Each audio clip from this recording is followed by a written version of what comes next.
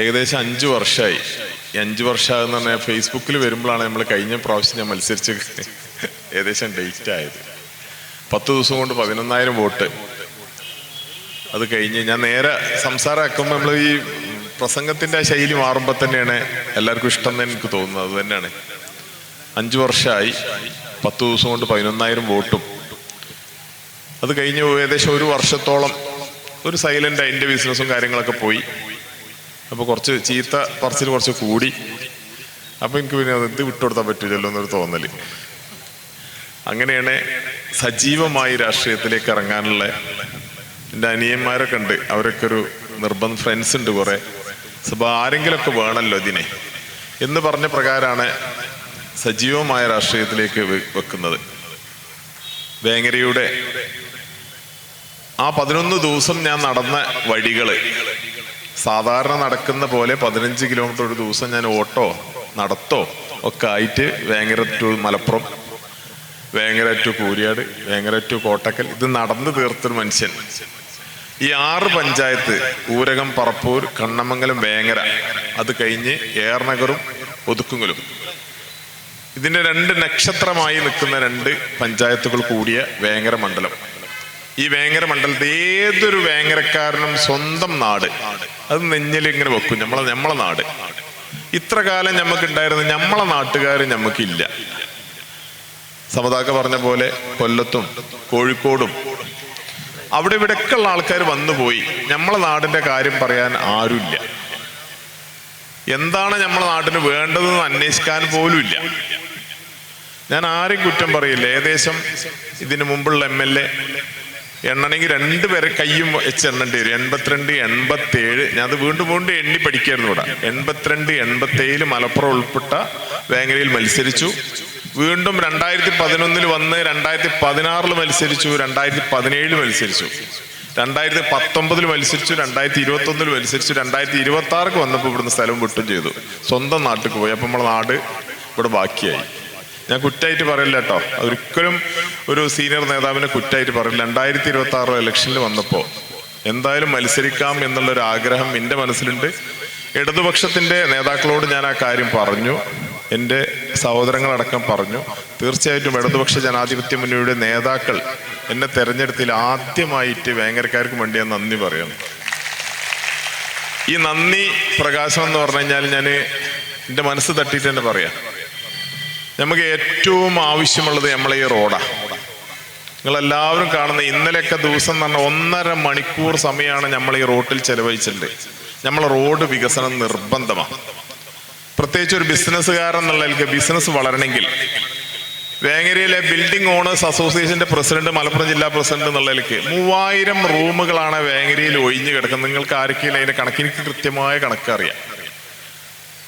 എന്തുകൊണ്ട് ഈ റൂം ഒഴിഞ്ഞെടുക്കുന്ന പറഞ്ഞാൽ നമ്മളെ റോഡ് വികസനം പോരാ, പാർക്കിംഗ് വികസനം പോരാ, ഒരു ശാസ്ത്രീയമായ ഒരു കാഴ്ചപ്പാട് എല്ലാ കാര്യങ്ങൾക്കും വേണം. എന്നാൽ തന്നെ നമുക്ക് മാറ്റങ്ങൾ കൊണ്ടുവരാൻ കഴിയുള്ളൂ. ഈ പ്രാവശ്യം ഇലക്ഷനിൽ മത്സരിച്ചപ്പോൾ നമ്മൾ കുറേ വീടുകൾ നമ്മൾ ഓരോ പഞ്ചായത്തിലും കയറി ഇറങ്ങുമ്പോൾ കിട്ടുന്നൊരു ഫീഡ്ബാക്ക് ഉണ്ട് നമുക്ക്. ആ വീടിന്ന് ഇവരൊക്കെ എല്ലാവരും നമ്മളെല്ലാവരും കയറുന്ന വീട്ടില് എല്ലാ വീട്ടിലും സബാഹിനെ അറിയുന്ന ഒരു കുട്ടിയെങ്കിലും ഉണ്ടാവും.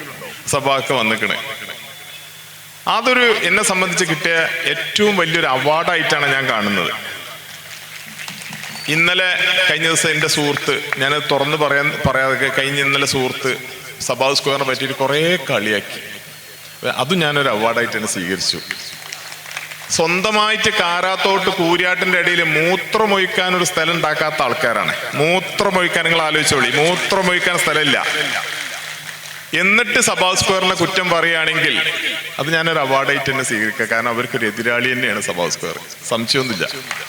ഈ വേങ്ങരയിലെ 18-20ഓളം സ്കൂളുകൾക്ക് സ്പോർട്സ് നടത്താനും ഞാനടക്കമുള്ള വല്യപ്പാരും ഇപ്പൊ ഷക്കീല ടീച്ചർ പോലെയുള്ള വല്യമാരും ഞങ്ങൾക്കൊക്കെ പേരക്കുട്ടികളടക്കമുണ്ട്. അപ്പോ അവർക്കൊക്കെ കൂടിയിരിക്കാനുള്ള സ്ഥലം, മത, രാഷ്ട്രീയ, ജാതി, ആൺ പെൺ വ്യത്യാസമില്ലാതെ കൂടിയിരിക്കാൻ പറ്റിയ ഒരു സ്ഥലം ഉണ്ടാക്കിയതിനാണ് ഇത്രയധികം. എൻ്റെ തന്തക്കും തള്ളക്കൊക്കെയാണ് ഫേസ്ബുക്കിൽ നിങ്ങൾക്ക് എല്ലാവരും കാണുക. ഞാനത് ഇങ്ങനെ കണ്ട് ആദ്യമൊക്കെ കുറെ വിഷമമുണ്ടായി, പിന്നെ ഞാൻ ചിരിക്കൽ തുടങ്ങി. കാരണം അവർക്ക് ഒത്തൊരു എതിരാളി ആയതുകൊണ്ട് മാത്രമല്ല എൻ്റെ തന്തക്കും തള്ളക്കും വിളിക്കണം. മരിച്ചുപോയ എൻ്റെ വാപ്പാനും ഉമ്മാനെയാണല്ലോ സഭാ സ്ക്വയർ ഉണ്ടാക്കിയതിന്. അവർക്ക് ആർക്കും ഒരു 100 രൂപ പോലും മുടക്കില്ലാതെ ഉണ്ടാക്കിയത്. എന്തിനാ അങ്ങനെ എത്ര ചീത്ത പറഞ്ഞു നോക്കി. അപ്പൊ ആലോചിച്ചപ്പോ ഈ സഭാ സ്ക്വയർ ഉണ്ടാക്കി അന്ന് തന്നെ ഒരു ഗ്രൗണ്ടിന് 3 ഏക്കർ സ്ഥലം ഊരകം പഞ്ചായത്തിൽ തറക്കല്ലിട്ട് 9 കോടി 8 കോടി 95 ലക്ഷം രൂപ വകയിരുത്തി 5 കോടി രൂപ അതിന് ചെലവാക്കി. ഇന്നും പോയി കണ്ടാൽ ഒരു പ്രേത ഭൂമിയായി മാത്രം നിലനിൽക്കുന്ന, ശാസ്ത്രീയമായി ഫുട്ബോളിനെ പറ്റിയിട്ടോ സ്പോർട്സിനെ പറ്റിയിട്ടോ യാതൊരു വിവരമില്ലാത്ത രൂപത്തിലൊരു ഗ്രൗണ്ട് ഉണ്ടാക്കുന്നുണ്ട് അവിടെ. ആര് പോയാലും അത് കാണാം. നമ്മളെ സഖാവ് ജലീൽ അതിന്റെ ഒരു വീഡിയോ ആ പേജിൽ പോയി നോക്കി അങ്ങ് കാണാം. എല്ലാ വേങ്ങരയിലെ എല്ലാ വേസ്റ്റും കൊണ്ടുപോയിടുന്ന ഒരു സ്ഥലം, അതിന് മുഴുവനും പൈസ വാങ്ങുക. 5 കോടി രൂപ അതിന് ചെലവാക്കി.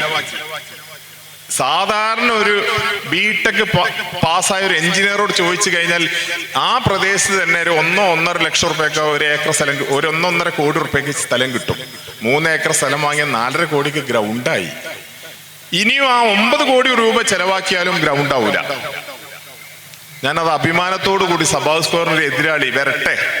ഞാനെന്ത് പറയും, ഇങ്ങനെയൊക്കെ പറയുമ്പോൾ ഞാൻ അവരോട് പറയുന്നത്, നിങ്ങൾ മത്സരിക്കുകയാണെങ്കിൽ അങ്ങനെയല്ല. ഒരു സഭാ സ്ക്വയറിനും 3 സഭാ സ്ക്വയറിന് അങ്ങനെയല്ല മത്സരം വരല്.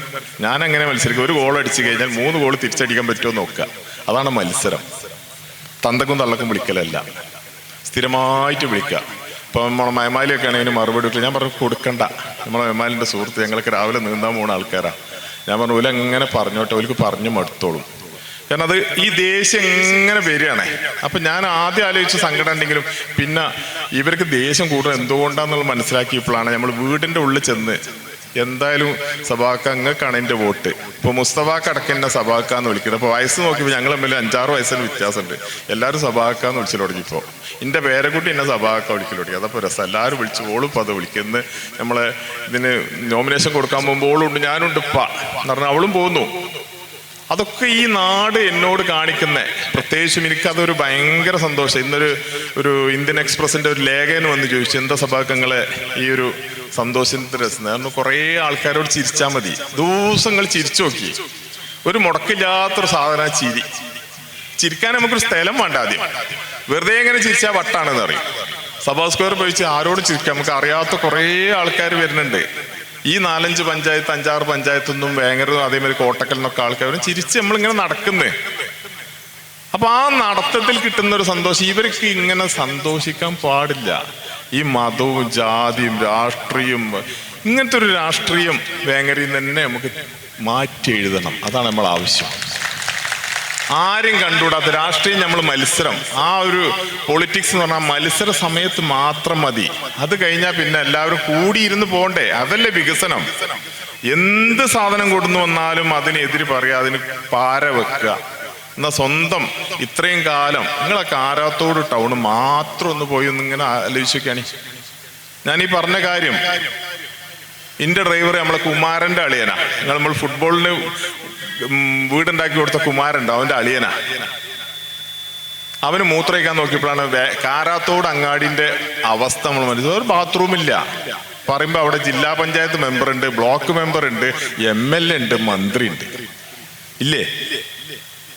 ഈ അവരെ സ്വന്തം സ്ഥലത്ത് പോലും ഈ ഒരു സൗകര്യം മനുഷ്യന് ഏറ്റവും അത്യാവശ്യമുള്ള സാധനമാണ്. അതുപോലും ഉണ്ടാക്കാൻ കഴിയാത്ത ആളുകൾ സഭാ സ്ക്വയറിനെ കുറ്റം പറയുന്നു. എന്ത് തെറ്റേ ഞാൻ ചെയ്തു? അതാ ഞാൻ അങ്ങനെ ആലോചിച്ച് നോക്കിയത്.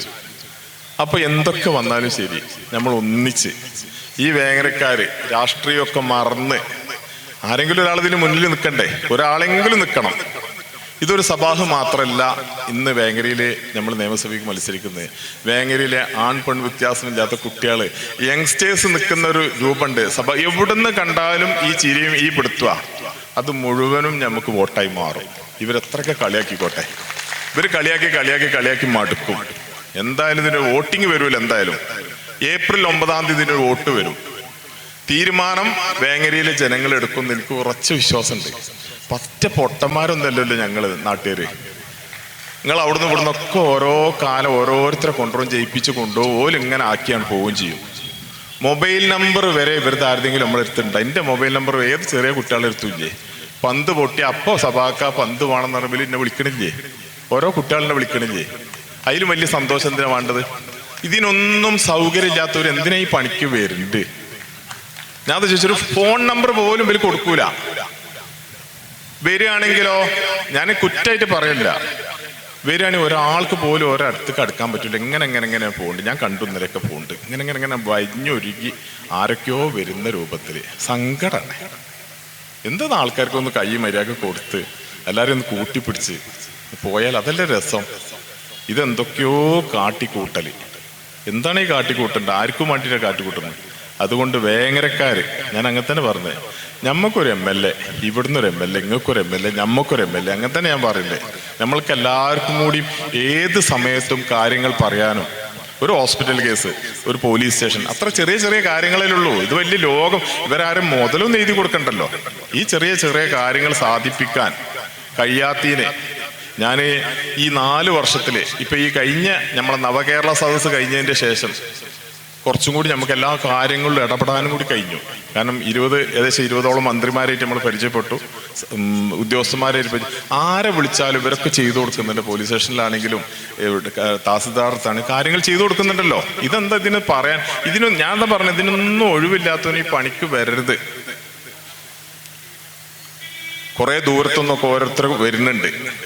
ഈ പറഞ്ഞ പോലെ മതവും രാഷ്ട്രീയവും എല്ലാം കൂടി കൂട്ടിക്കലക്കി ഒരു ഔലിങ്ങഞ്ഞി രൂപത്തിൽ കൊണ്ടുവരികയാണ്. നമുക്കത് വേണ്ട. നമുക്ക് വേങ്ങർക്ക് എല്ലാ കാര്യം പറയാൻ നിങ്ങളെ മുന്നിൽ ഇടതുപക്ഷ ജനാധിപത്യ മുന്നണി അവതരിപ്പിച്ച സബാഹ് എന്ന് നിങ്ങളൊക്കെ ഒരു സഹോദരനായിട്ട്, മകനായിട്ട്, ഒരു പിതാവായി നിങ്ങളൊപ്പം ഞാൻ ഉണ്ടാവും, ഒരു കൂട്ടുകാരനായിട്ട് നമ്മളെല്ലാവർക്കും ഒന്നിച്ച് മെയ് 9-ന് ഏപ്രിൽ 9-ന് ഇലക്ഷൻ കഴിഞ്ഞ് നല്ലൊരു ശുഭാപ്തി വിശ്വാസം എല്ലാവർക്കും ഉണ്ടാവണം. എല്ലാവരും പ്രവർത്തിക്കണം. വലിയൊരു പ്രസംഗത്തിലേക്കൊന്നും പോണില്ല. ഞാൻ ആരും കുറ്റം പറയാൻ പോണില്ല. രാഷ്ട്രീയത്തിൽ ആരും കുറ്റം പറയുന്നില്ല. ഓരോരുത്തർക്കും ഓരോരുത്തരുടെ സ്വഭാവമാണ്. നമ്മൾ ആരും കുറ്റം പറയണ്ട.